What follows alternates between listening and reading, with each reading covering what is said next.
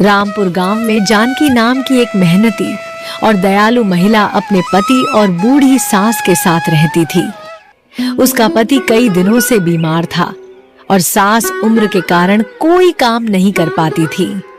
ऐसे में पूरे घर की जिम्मेदारी जानकी के कंधों पर आ गई थी। पिछले 1 महीने से वह रोज सुबह जल्दी उठती, पेड़ों से जामुन तोड़ती और उन्हें बाजार में बेचने जाती थी।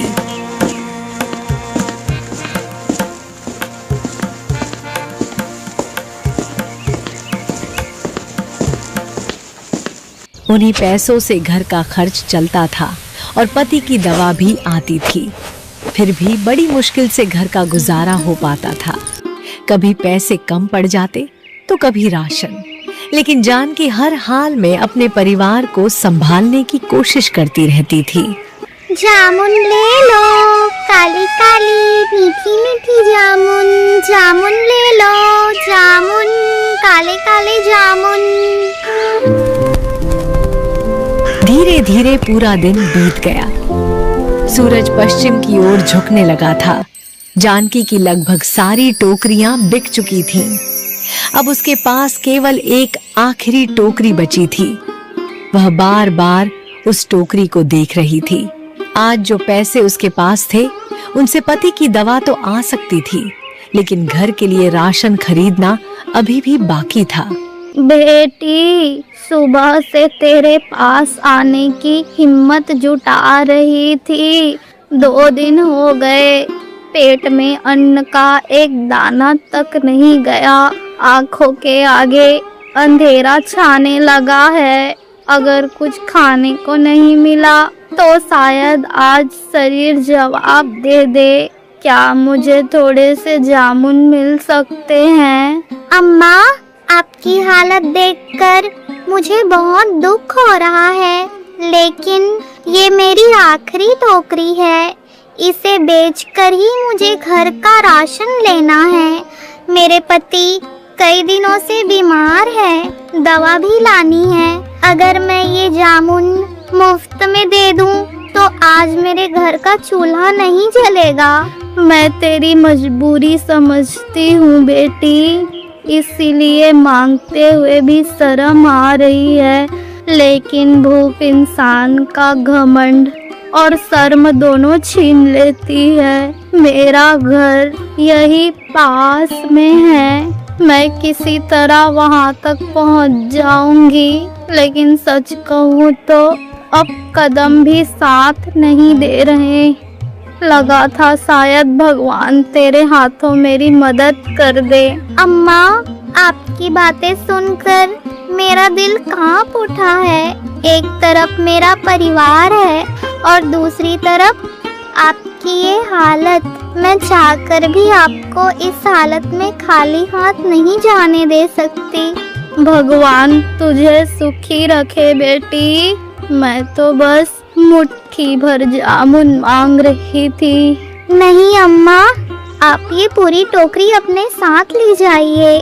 मेरे घर में आज एक वक्त का खाना कम हो जाएगा, लेकिन अगर आपकी भूख मिट गई तो मुझे लगेगा कि मेरी मेहनत सफल हो गई। बेटी, तूने सिर्फ जामुन नहीं दिए, एक भूखी और बेबस जान को सहारा दिया है। ईश्वर तेरी इस दया का फल जरूर देगा। बुढ़िया जामुन की आखिरी टोकरी लेकर जानकी को ढेरों आशीर्वाद देती हुई वहां से चली गई। उसके जाने के कुछ ही देर बाद आसमान में काले बादल घेर आए, तेज हवाएं चलने लगी और देखते ही देखते मूसलाधार बारिश शुरू हो गई। जानकी भी भीगते हुए जल्दी जल्दी अपने घर की ओर चल पड़ी। बहू, बहुत जोर की भूख लगी है। सुबह से कुछ ढंग का खाया भी नहीं। जल्दी से कुछ बना दे, पेट में जैसे चूहे दौड़ रहे हैं। अम्मा, दवा तो मैं ले आई हूँ, लेकिन राशन नहीं ला पाई। क्या मतलब राशन नहीं लाई? पूरे दिन बाजार में बैठी थी, फिर पैसे कहाँ गए? अम्मा, एक बहुत बूढ़ी और भूखी औरत मिली थी। उसकी हालत देखकर मुझसे रहा नहीं गया। मैंने जामुन की आखिरी टोकरी उसे दे दी। क्या तू पूरी टोकरी दान करके आ गई? यहाँ घर में खाने को कुछ नहीं है। तेरा पति बीमार पड़ा है और तुझे दूसरों की चिंता लगी है। ऊपर से बाहर का मौसम देख, इतनी भयंकर बारिश हो रही है। सारे जामुन गिरकर खराब हो गए होंगे। अब 2-3 दिन तक जामुन भी नहीं मिलेंगे। अम्मा, मुझसे गलती हो गई हो तो माफ कर दीजिए, लेकिन उसकी हालत सच में बहुत खराब थी। ऐसा लग रहा था जैसे अगर उसे कुछ खाने को न मिला तो वह रास्ते में ही गिर पड़ेगी। बहू, दया करना बुरी बात नहीं है, लेकिन पहले अपने घर की जिम्मेदारी भी देखनी चाहिए। आज हमारे पास न राशन है न कमाई का कोई सहारा। तेरी भलाई कहीं हम सब पर भारी ना पड़ जाए। मैं समझती हूँ अम्मा, आपको दुख पहुँचाना मेरा इरादा नहीं था। बस उस समय मेरा दिल उसकी तकलीफ देखकर पिघल गया। आप मुझसे नाराज मत होइए।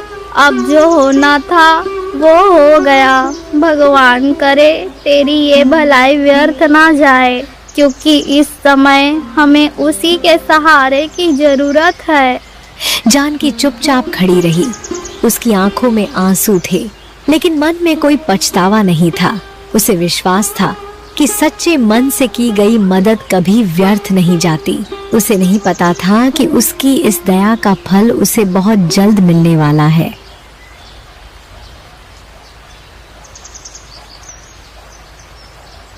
कुछ समय बाद जानकी ने देखा कि उसके घर के बाहर वही टोकरी रखी हुई है जिसमें उसने उस दिन बुढ़िया को जामुन दिए थे। उत्सुकता से उसने टोकरी देखी तो उसके आश्चर्य का ठिकाना नहीं रहा। टोकरी में पूरे 3 दिनों के राशन का सामान भरा हुआ था। आटा, दाल, चावल, तेल और कई जरूरी चीजें। यह देखकर जानकी कुछ पल के लिए स्तब्ध रह गई।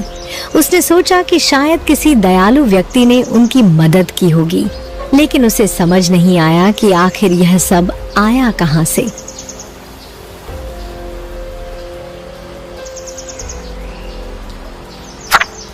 हे राम जी, आपका लाख लाख धन्यवाद। कल तक समझ नहीं आ रहा था कि घर का गुजारा कैसे होगा, और आज पूरे 3 दिन का राशन हमारे दरवाजे पर रख दिया। लेकिन ये सब किसने किया होगा? क्या ये उस बूढ़ी अम्मा ने किया है?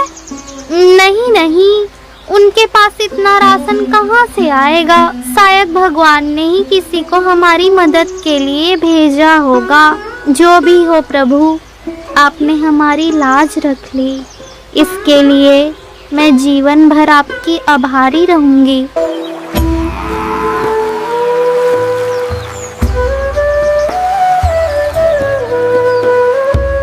इसके बाद एक अजीब सिलसिला शुरू हो गया।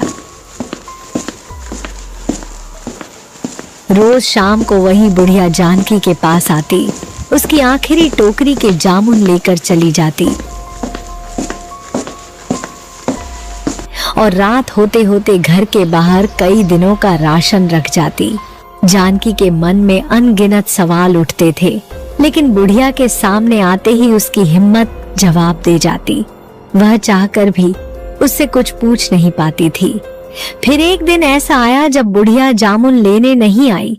पता नहीं आज बूढ़ी अम्मा क्यों नहीं आई। रोज तो इस समय तक जामुन लेने आ जाती थी। कहीं उनकी तबीयत तो खराब नहीं हो गई, या फिर किसी मुसीबत में तो नहीं है। मुझे तो उनका हाल चाल पूछना चाहिए। एक काम करती हूँ, आज मैं खुद उनके घर जाकर ये आखिरी टोकरी जामुन दे आती हूँ। उसने गांव के कई लोगों से पूछताछ की। काफी खोजबीन के बाद एक बुजुर्ग महिला ने उसे एक हैरान कर देने वाली बात बताई।